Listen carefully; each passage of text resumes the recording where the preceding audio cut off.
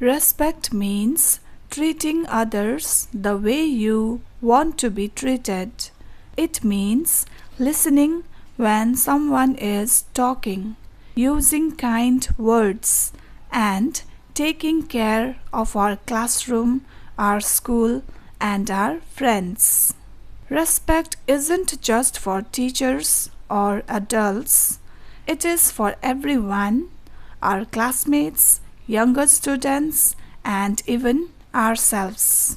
When we show respect, we help make our school a happy, safe, and friendly place for all.